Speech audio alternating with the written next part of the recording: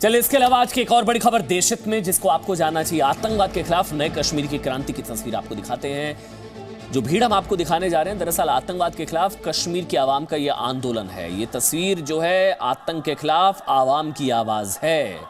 आतंकवाद के खिलाफ कश्मीर की असल आवाज, कश्मीर की आवाम का आंदोलन। अब कश्मीर की जनता कह रही है कि नहीं चाहिए पुलवामा आतंकी हमला, बंद होना चाहिए कुलगाम, क्योंकि अब कश्मीर मांग रहा है आतंकवाद पर अंतिम प्रहार, 370 से मुक्ति, आतंक से आजादी कब। असल कश्मीरी की आवाज, कश्मीर की आवाज 370 हटने के बाद से ही कश्मीर में आतंकवाद में कमी आई है और यहां तक कि अलगाववादी ताकतें भी कमजोर हुई हैं। लेकिन पूर्णतः मुक्ति कब, पूर्णतः आतंक से आजादी कब। लेकिन इससे न सिर्फ पाकिस्तान बेचैन है बल्कि भारत में उसके समर्थक भी परेशान है। इसी बौखलाहट के कारण अब आतंकवादी जम्मू कश्मीर में बीजेपी के नेताओं को निशाना बना रहे हैं। कुलगाम में आतंकवादियों ने 3 बीजेपी नेताओं की, कार्यकर्ताओं की हत्या कर दी।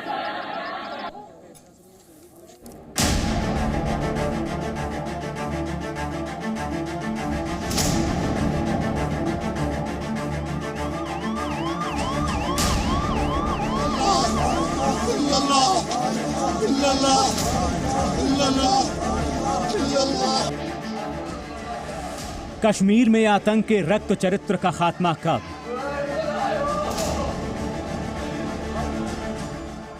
आतंकवाद के खिलाफ कश्मीर की आवाम एकजुट।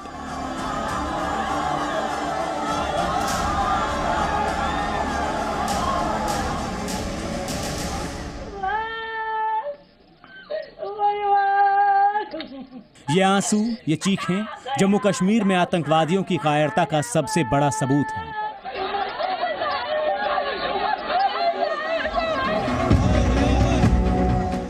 ये भीड़ और भीड़ का गुस्सा अब जम्मू कश्मीर में आतंकवाद के खिलाफ एकजुटता का प्रमाण है। जम्मू कश्मीर में सुरक्षा बलों की कार्रवाई से आतंकवादी अब इस कदर परेशान हैं कि वो अब बीजेपी नेताओं को निशाना बना रहे हैं। नए कश्मीर से, तरक्की की राह पर बढ़ते कश्मीर से आतंकवादी इस कदर बौखला गए हैं कि ईद मिलाद से पहले कुलगाम में 3 घरों की खुशियां छीन। डराएंगे, धमकाएंगे, नहीं डरे तो गोली मार देंगे। गुरुवार को आतंकवादियों ने कुलगाम में 3 बीजेपी नेताओं की हत्या कर दी। कुलगाम में बीजेपी युवा मोर्चा के जिला महासचिव फिदा हुसैन, उमर राशिद बेग और उमर रमजान हनान को गोली मार दी।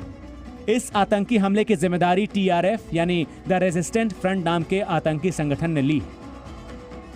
चांस है कि प्री प्लान अटैक होगा और इसके लिए हम लोग तफ्तीश कर रहे हैं। पाकिस्तान से कश्मीर फाइट को चला जाता है वेबसाइट पर, उन्होंने क्लेम भी किया है। ऑब्वियसली ये प्रूव होता है कि पाकिस्तान के सारे पर किलिंग हुई है।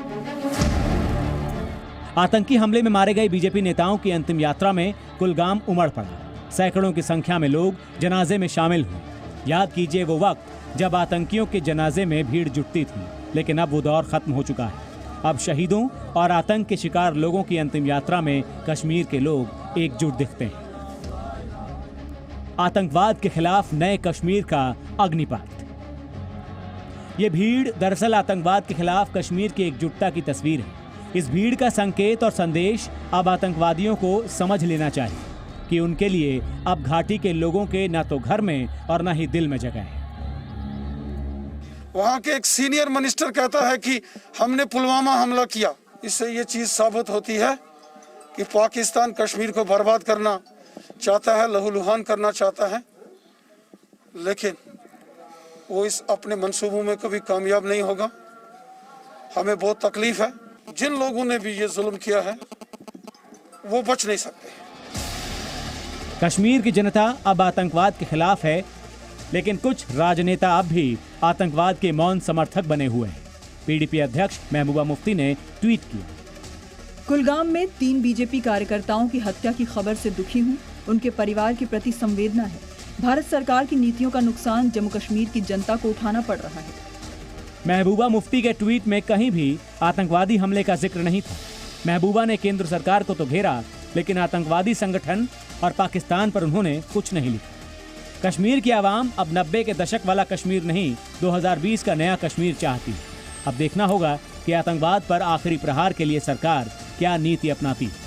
श्रीनगर से खालिद हुसैन के साथ ब्यूरो रिपोर्ट, जी मीडिया। मतलब आप इसको इस तरीके से समझिए कि आतंक की दुकान बंद हुई है तो आतंकवादी अब नेताओं की हत्या कर रहे हैं। आपको बता दें कि कश्मीर में क्या क्या बंद हो चुका है। आप जानते हैं कि 370 खत्म हुआ तो पत्थरबाजी की घटनाएं कम हुई हैं। अब घाटी के लोग आतंकियों को शरण नहीं देते हैं तो आतंकी बौखलाए हुए हैं ना। आतंकी बनने वाले कश्मीरी युवाओं की भी संख्या घटी है। अब जो कश्मीरी है वो सिविल सर्विसेज की बात कर रहे हैं, जो कश्मीरी है वो सरकारी नौकरी की बात कर रहे हैं। इस वर्ष अक्टूबर तक 168 आतंकी मारे जा चुके हैं, 168। आतंकी घुसपैठ में जबरदस्त कमी आई है। अब आम कश्मीरी आतंकवादी बन नहीं रहे हैं, मोहभंग हो चुका है, अलगाववादी नेताओं की बोलती अब बंद हो गई और यही बौखलाहट है कि अब नेताओं को, बीजेपी नेताओं को टारगेट किया जा रहा है। आतंकवाद का एक चरित्र देश ने पिछले साल 14 फरवरी 2019 याद है, पुलवामा अटैक, 40 जवान शहीद हुए थे हमारे सीआरपीएफ के। पुलवामा हमले के पीछे पाकिस्तान का था, हम सब जानते थे।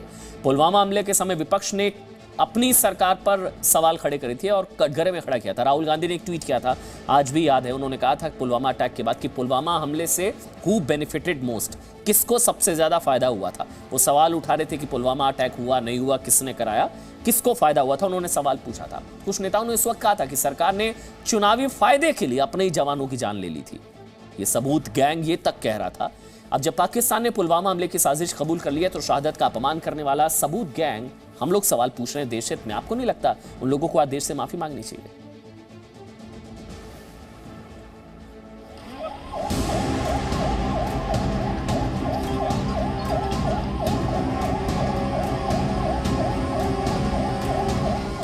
पुलवामा पर पाकिस्तान का कबूलनामा। हमने हिंदुस्तान को घुस के मारे। पुलवामा के पीछे पाकिस्तान का हाथ। इमरान खान की क़यादत में इस कौम की कामयाबी है। सेना के शौर्य पर शक करने वालों की माफी कब? पिछले साल जब जम्मू कश्मीर में पुलवामा में आतंकवादी हमला हुआ था तो विपक्ष के कई नेताओं ने आतंकी हमले को लेकर पाकिस्तान के बजाय अपनी सरकार पर सवाल उठाए थे। कुछ नेताओं ने तो यहां तक कह दिया था कि सरकार ने यह हमला चुनाव जीतने के लिए कराया है। कांग्रेस सांसद राहुल गांधी ने इसी साल पुलवामा हमले की बरसी पर ट्वीट करके सवाल पूछा था कि पुलवामा आतंकी हमले से सबसे अधिक किसे फायदा हुआ। हमले की जांच का परिणाम क्या निकला? पुलवामा हमले के बाद पश्चिम बंगाल की मुख्यमंत्री ममता बनर्जी ने भी जवानों की शहादत पर सवाल उठाए थे। আমেরিকান ইন্টেলিজেন্স যেটা বলেছিল ইলেকশনের নাম করে ভারতবর্ষে দাঙ্গা হবে, এই সময়টা সবাইকে অ্যালার্ট করেছিল, তো আমরা তো দেখতে পাচ্ছি একটা ঘটনা ঘটেছে।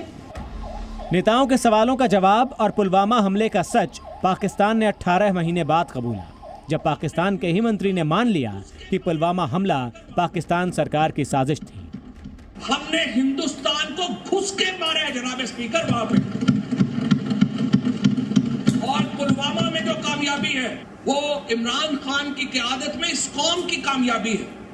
उसके हिस्सेदार आप भी सब हैं, उसके हिस्सेदार हम भी सब हैं। अपने राजनीतिक फायदे के लिए सरकार को बदनाम करने वाले और अपने ही जवानों की शहादत पर सवाल उठाने वाले नेताओं को पाकिस्तान के कबूलनामे के बाद सांप सूंघ गया है। पुलवामा पर पाकिस्तान के खुलासे पर कांग्रेस की बोलती बंद हो गई है। पाकिस्तान के कबूलनामे के बाद जो सवाल और सबूत की जुगलबंदी चल रही थी उसकी जुबान बंदी हो गई है। वहां से सबूत मांगा जाता था, यहां से सवाल किए जाते थे। अब कांग्रेस के नेताओं की जुबानबंदी क्यों हो गई है? पाकिस्तान हमेशा इस तरह की कायराना हरकतें करने का हिस्ट्री शीटर रहा है, इतिहास रहा है, उसका तारीख रही है उसकी, और उसी बात का कबूलनामा दिखाई पड़ा है। जी न्यूज सवाल पूछता है कि पुलवामा पर सबूत गैंग की माफी कब? पुलवामा पर देश से कब माफी मांगेंगे राहुल गांधी? पुलवामा में फायदा ढूंढने वालों की माफी कब होगी? सेना के शौर्य पर शक करने वालों की माफी कब? पाकिस्तान की भाषा बोलने वालों की माफी कब? अब जब अगली बार भारत की सेना चीन या पाकिस्तान के खिलाफ कोई पराक्रम दिखाएगी तो उम्मीद है कि विपक्ष के नेता कोई सवाल उठाने से पहले 100 बार सोचेंगे। ब्यूरो रिपोर्ट, जी मीडिया।